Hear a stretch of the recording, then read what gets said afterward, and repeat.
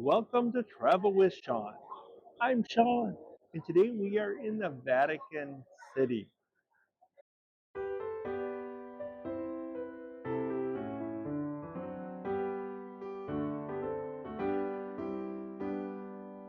The Vatican Museums were started in the early 16th century by Pope Julius II. He was a patron of the arts and wanted to restore Rome as a center for culture and learning, like it had been in ancient times.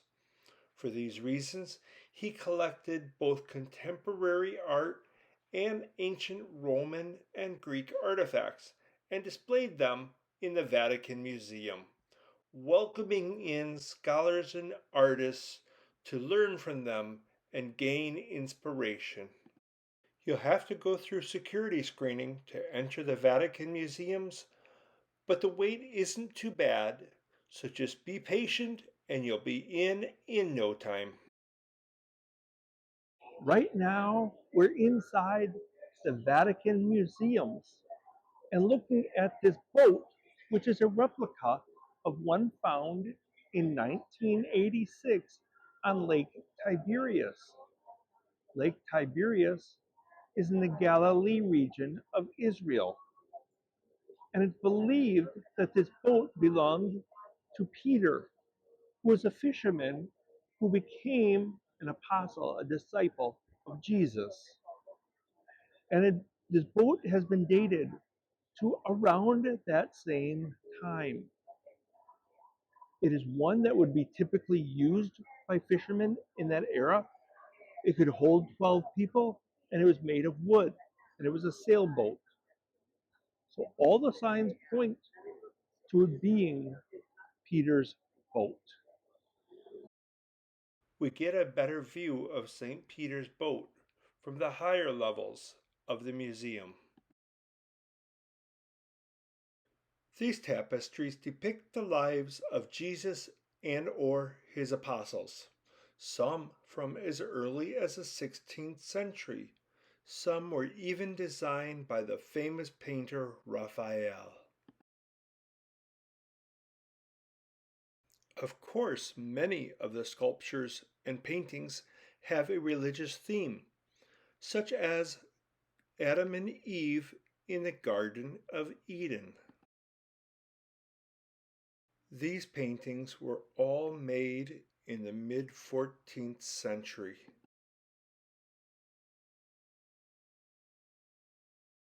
This altarpiece was made in about 1320 and was on the high altar of St. Peter's Basilica throughout most of the 14th century.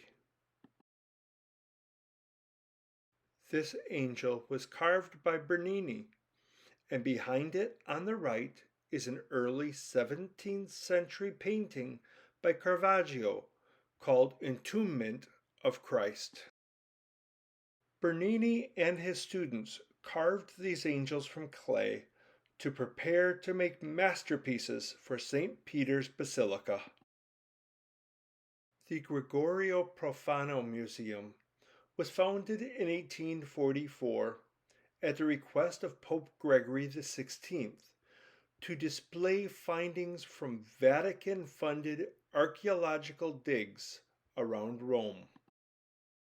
As time went on, more antiquities were added to the collection, such as this mosaic of Athena from the 1st century BC. This 1st century BC mosaic of Neptune and gladiators fighting centaurs is under Emperor Nero's bathtub. This is the 4th century sarcophagus of Helena, mother of Emperor Constantine the Great. This pair of sphinxes was carved from pink granite in Egypt in the 1st century AD. They now guard the stairs in the Greek Cross Hall. Uh-oh, looks like something got cut off. Pope Pius IX ordered the removal of the genitalia from all statues of naked men because he and several of his predecessors believed that the naked male figure would create lust in the hearts of women and therefore was a threat to their virtue.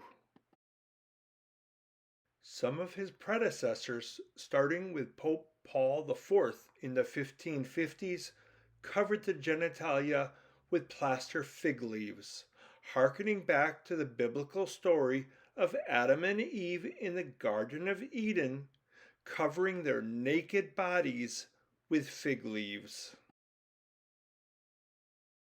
Few statues remained intact, like this one of Mars, the Roman god of war. This is a 1st century AD statue of Sophocles, who was a 4th century BC playwright. This sarcophagus is from the 4th century AD, and this whole section of the museum is dedicated to ancient burials. Roman sarcophagi were stone caskets and were prominent starting around the 2nd century AD. These caskets are notable for their elaborate decorations and inscriptions, reflecting the beliefs, social status, and personal achievements of the deceased. They were often decorated with relief sculptures, which could be highly elaborate. Owning a decorated sarcophagus was a sign of wealth and social status. The quality of the craftsmanship and the complexity of the design greatly reflected the family's status. Memorial stones also reflected socioeconomic status by the quality of the stone and the quality of the inscription. In some cases, the inscription did not even have spacing between words. This canoe was given to Pope Pius XI as a gift from the people of the Solomon Islands in 1925. Now we've come to a part of the museum dedicated to papal transportation, including carriages, sedan chairs, and automobiles.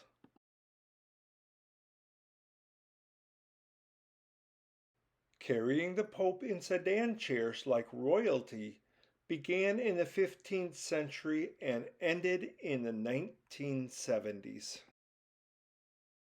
Horse-drawn carriages were an essential part of the Vatican's transportation from the medieval period until the early 20th century. This car's manufacturer gave it to Pope Pius XI to celebrate the 1929 Lateran Treaty, making Vatican a nation. This papal automobile was manufactured in Detroit, Michigan, USA in 1929. Pope John Paul II was riding in this open-air Jeep when he was shot on May 13, 1981. After Pope John Paul II's assassination attempt, all popes are protected by a bulletproof cage while riding in the back of the Pope-mobile. The Pinecone Courtyard is a popular spot for photography. Designed in the early 16th century, it's named after the large bronze pinecone sculpture located in its courtyard. The courtyard serves as a place for visitors to relax and reflect on the displays in the museums.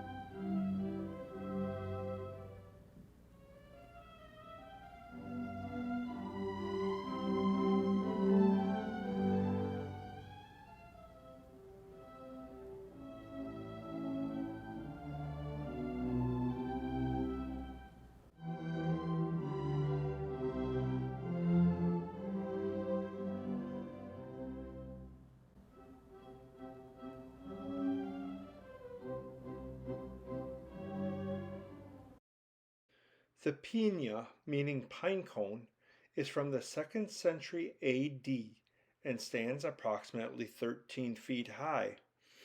It sits on a double ramp designed by Michelangelo. Originally, it was part of the fountain in the Baths of Agrippa, the first public bath in Rome.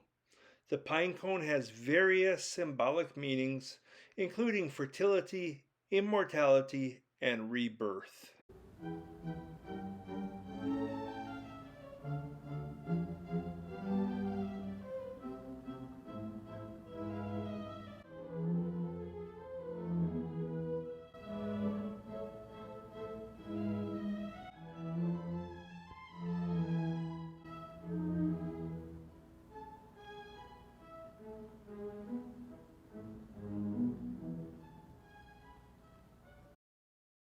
The Room of the Immaculate Conception was created in 1854 to celebrate Pope Pius IX's declaration of the Catholic dogma that bears the same name. The Pius Clementine Museum has several frescoes on the ceiling in its various rooms, such as this one by Raphael in the Hall of Muses. The fresco is called The Triumph of Apollo and the Nine Muses. After the coat of arms of Pope Leo XIII, we find ceiling frescoes about Saint Thomas Aquinas, a revered 13th century theologian.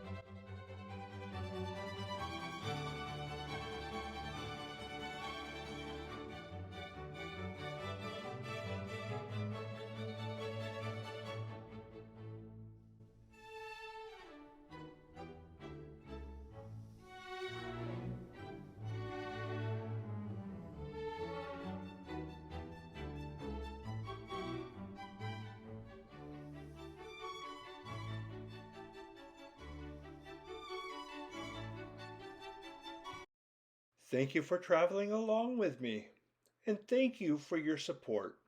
I hope you tune again to another edition of Travel with Sean. Until next time, bye bye.